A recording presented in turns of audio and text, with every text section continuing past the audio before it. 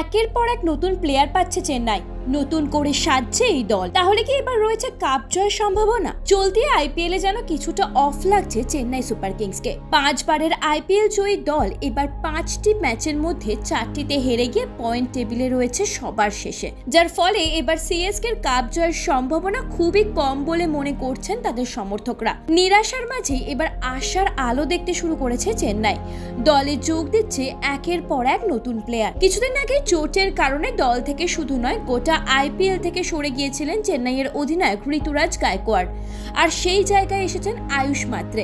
এখানেই শেষ নয়, এই সিজনে ঋতুরাজের বদলে এখন অধিনায়কত্ব করতে দেখা যাচ্ছে মহেন্দ্র সিং ধোনিকে, যার ফলে আবারও নিজের চেনা ছন্দে ফিরে এসেছেন মাহি। শুধুমাত্র আয়ুষই নয়, সেই সঙ্গে চেন্নাইয়ের দলে নতুন এন্ট্রি নিয়েছেন আরও এক বিদেশি প্লেয়ার। চোট যেন পিছু ছাড়ছে না চেন্নাইয়ের। ঋতুরাজের পর এবার চোটের কারণে দল থেকে বেরিয়ে গেলেন গুরবাজপ্রীত সিং। চেন্নাই টিমের এই তুখর বোলার দল থেকে বেরিয়ে যাওয়ায় সেই জায়গায় নতুন এক খেলোয়াড়কে নিয়েছে ধোনির দল। 2.2 কোটি টাকার বিনিময়ে নিলামে খালি পড়ে থাকা প্লেয়ার ডেভাল্ড ব্রেভিসকে দলে নিয়েছে সিএসকে। দক্ষিণ আফ্রিকার এই প্লেয়ার 2022 অনূর্ধ্ব-19 বিশ্বকাপে 506 রানের রেকর্ড গড়েছেন।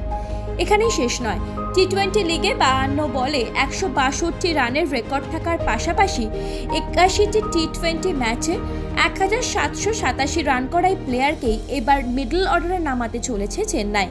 মুম্বাইয়ের হয়ে ইতিমধ্যেই আইপিএল খেলা এই প্লেয়ারের দিকেই এখন তাকিয়ে সিএসকে, নতুন করে দেখছে কাপ জয়ের স্বপ্ন। ব্যুরো রিপোর্ট, ভারত সমাচার।